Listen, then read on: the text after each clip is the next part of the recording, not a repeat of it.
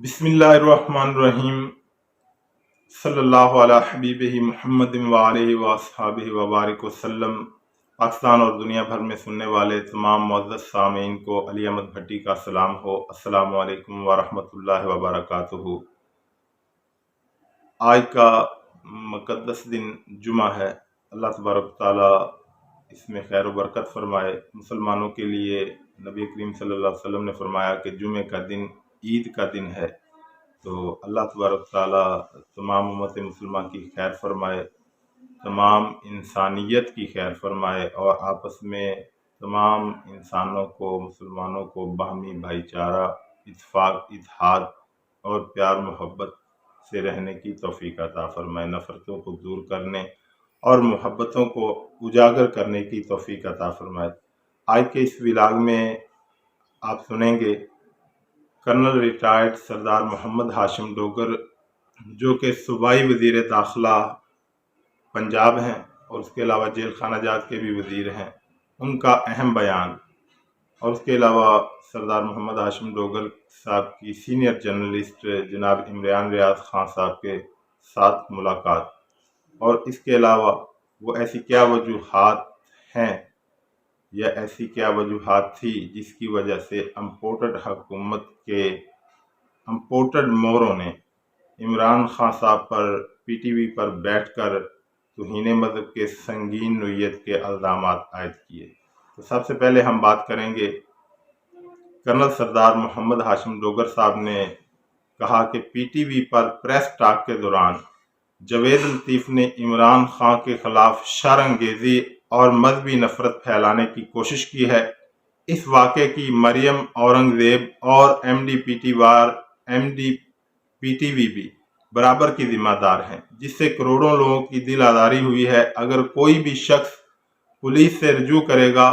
तो हम कानूनी कार्रवाई करेंगे। तो ये है कर्नल रिटायर्ड मोहम्मद हाशिम डोगर साहब का बयान। और यकीनन इससे पूरे पाकिस्तानियों की नहीं बल्कि पूरे आलम इस्लाम में जहाँ जहाँ ये बयान सुना गया है वहाँ वह गम व गुस्सा उठा है, क्योंकि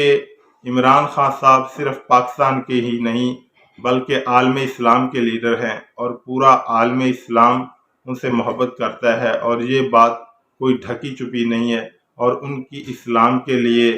खिदमात कोई ढकी छुपी नहीं है। दूसरी तरफ सीनियर सहाफ़ी, सीनियर जर्नलिस्ट,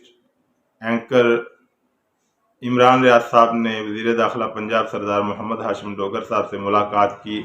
और उनका शुक्रिया अदा किया, क्योंकि उन पर इम्पोर्टेड गवर्नमेंट ने FIR दर्ज की थी और गिरफ्तारी भी उनकी की थी। तो उसमें अल्लाह ताला ने उन्हें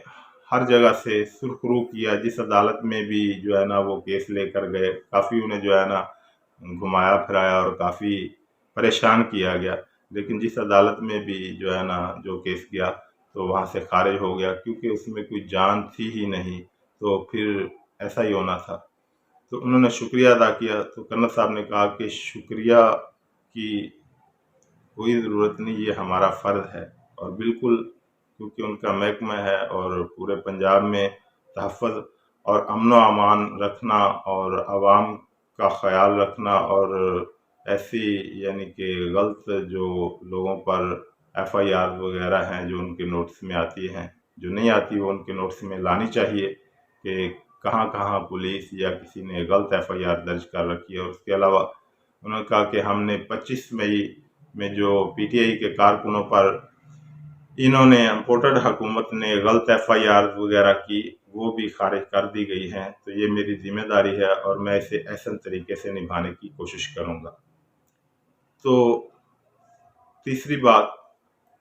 कि ऐसी क्या वजूहात है कि ये इम्पोर्टेड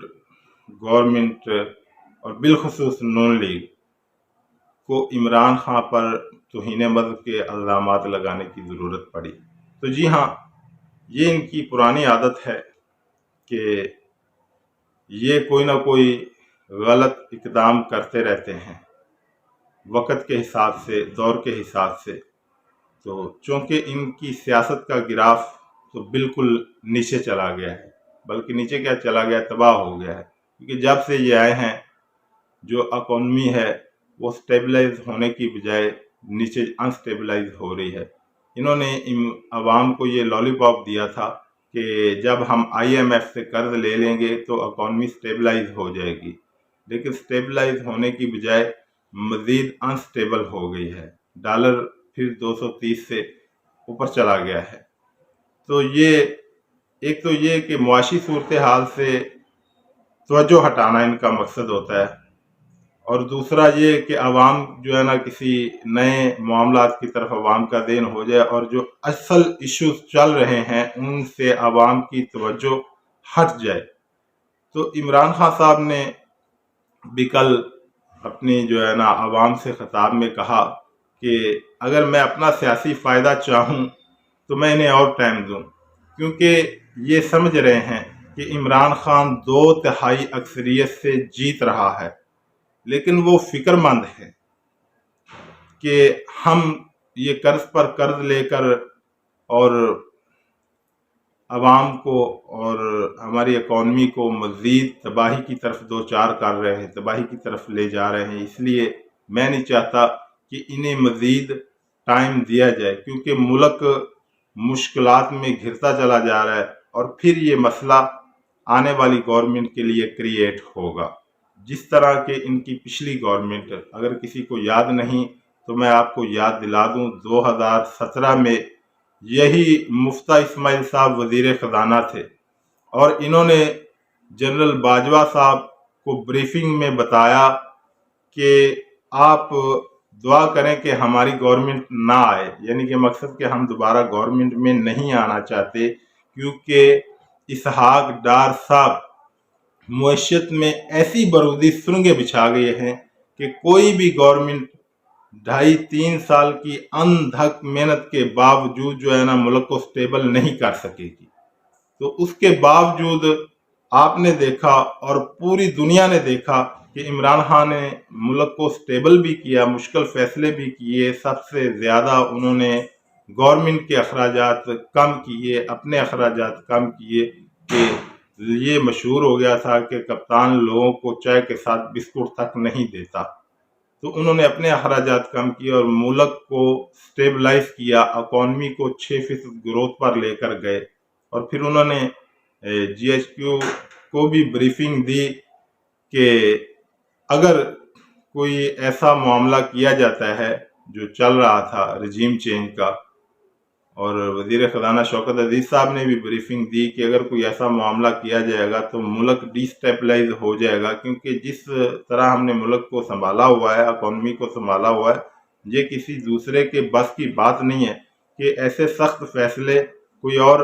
نہیں کر سکتا۔ ہاں، انہوں نے فیصلے سخت کیے عوام کے لیے، لیکن اس نے سخت فیصلے کیے ہوئے تھے اپنے لیے، گورنمنٹ کے لیے، اور